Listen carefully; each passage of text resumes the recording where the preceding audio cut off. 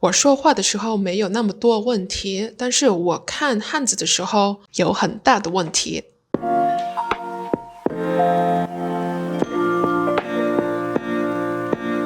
Hey guys, welcome to my channel. My name is Emma and I studied Mandarin for 5 months, took a break for 3 months, and now here we are.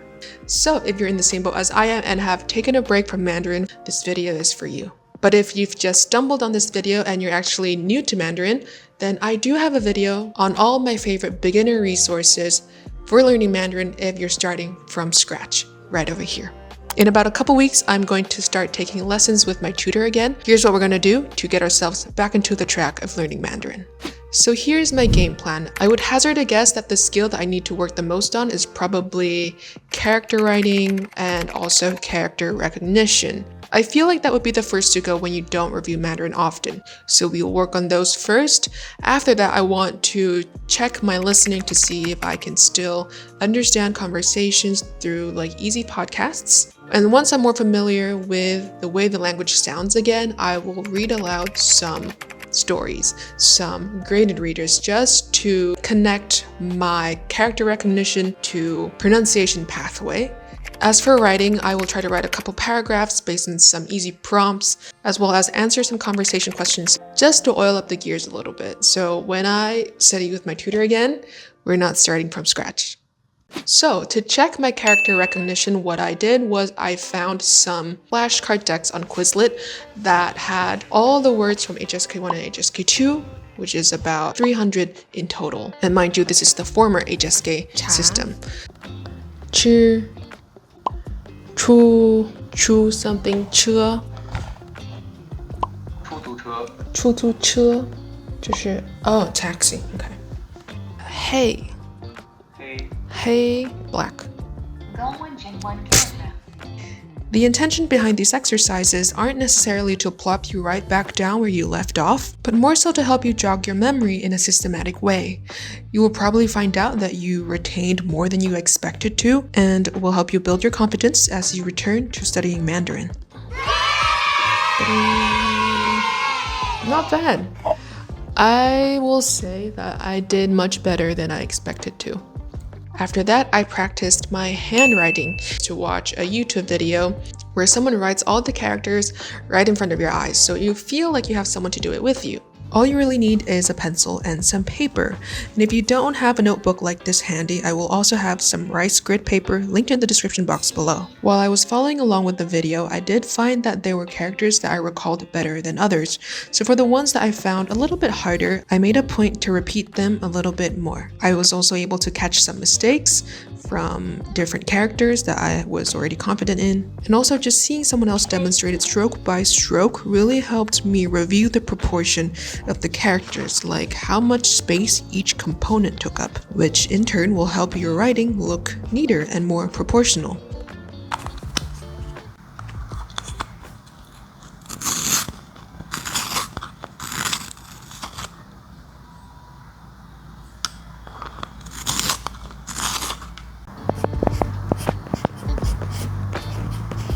Again, the point isn't to memorize everything right then and there, because that would be the equivalent of cramming, which is not what we're trying to go for, but more so to re-familiarize yourself with the writing process. See how much your muscle memory has retained, and fret not, as you will remember more as you start learning Mandarin again.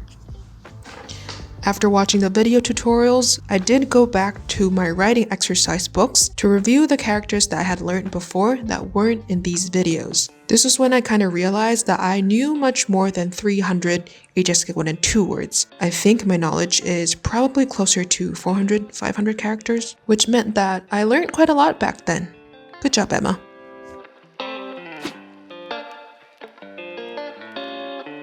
Afterwards, I listened to some podcasts, and depending on how I feel, I may just listen to it or I may try to shadow it, just to give my pronunciation a little bit more practice. 10点07分，我要睡觉了，因为明天早上我要4点半起床。还有一部分文艺是这样，自己睡觉。那我们就一起去看看吧。So fast, it's too fast. I can still listen and understand what's going on, but it is too fast in the sense that I guess my mouth muscles haven't had to put themselves in shapes to form these sounds. Will improve over time. Listening to podcasts gets your ears going and your pronunciation going and remind you of words that you may already have forgotten. The cool thing about listening to podcasts in Chinese, I find, is that I can't really rely on the subtitles because even if I recognize the characters themselves, that doesn't give me any hint or leeway into their pronunciation. Probably also because my listening skills are better than my character recognition skills. Usually I'm quite comfortable listening to podcasts on my level, a little more difficult than what I understand because I can probably decipher something from the context, from the visuals of the podcast. With the reading, because it's character-based, I will usually read down a level just to make sure that I'm recognizing all the characters with only few new ones. Although right now I know about 300 to 400 characters, I am reading a book that uses the fundamental 150 characters, or the equivalent of HSK1. And this story is called 我的老师是火星人. My teacher is a Martian. And I'm gonna read it aloud to help me with my character recognition and pronunciation. Character introduction. This one is set in Shandong by the Yellow Sea. Even with easier stories, I still need time to process the characters into their correct pronunciation. Like, although I can look at it and I know exactly what it means, retrieving the pronunciation is like a separate mental process for me. And so this is the two fathers and the two kids on the mountaintop stargazing. 有很多星星，可是星星太小了。星星上有外星人吗？马天明问谢新月，外星人会说中文吗？谢新月问，要是他们不会说中文，我们怎么和他们说话？ How do you think aliens would communicate with us? Any thoughts? The majority of my lessons with my tutor is speaking based, so we're gonna have to brush up on this one a little bit more. An option is a video that has a lot of conversation questions with model answers so that you can listen to how you could answer it and then insert your own information. Kind of make it a your name moment. 叫什么名字？你叫什么名字？硕，熊猫的熊，硕士的硕。我不知道 Emma 是什么呢？因为 Emma 是我的英文的名字，不是我的中文的名字。你现在住在哪里？住在哪里？我现在住在泰国。我现在住在越南，我在河内出生。Okay, so the thing is, I can pretty much understand all of these questions, which is just answering them. 你是一个内向的人，还是外向的人？我是内向的人，我很喜欢我自己的时间。有时候我也喜欢跟我的朋友去吃什么很好吃的东西，但是大部分的时间我有 free time 的时候，我很喜欢在家休息。你呢？你是内向的人还是外向的人？ In the comments 告诉我。As for regular writing practice, I found some prompts in the end of each chapter of my character writing booklets, and I wrote a paragraph or two for each of them. You can also use the conversation prompts from the previous speaking section as writing prompts, and vice versa. You could also use the writing prompts as speaking prompts, and you can kill two birds with one stone by practicing both speaking and writing with them. It's moments like these that you realize how important it is to be able to recognize your radicals, because when you're trying to recall something that you haven't looked at in in a long time, the radicals really help you get a sense of what the word might be about. Like for this one, this is the flesh radical, so you know that it's something related to the body, whereas this is like the eye radical. So anything with this part, you know for sure that it's related to the eye.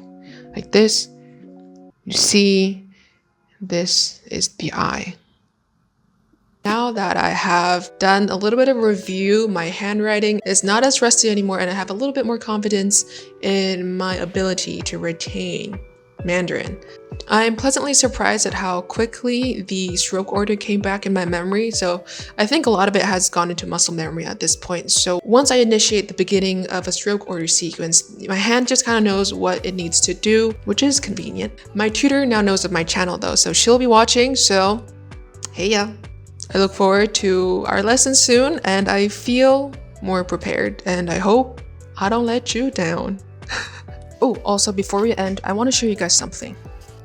So this is kind of like a cherry blossom plum tree, and in Vietnamese tradition, and probably in Chinese tradition as well, you're usually gifted these or you buy them during Lunar New Year. And the way that the flowers kind of bloom out of the dry branches and how you have these new shoots coming out at the end here signals growth and prosperity. And the more shoots you have, it is believed that the more luck and prosperity you have in the new year.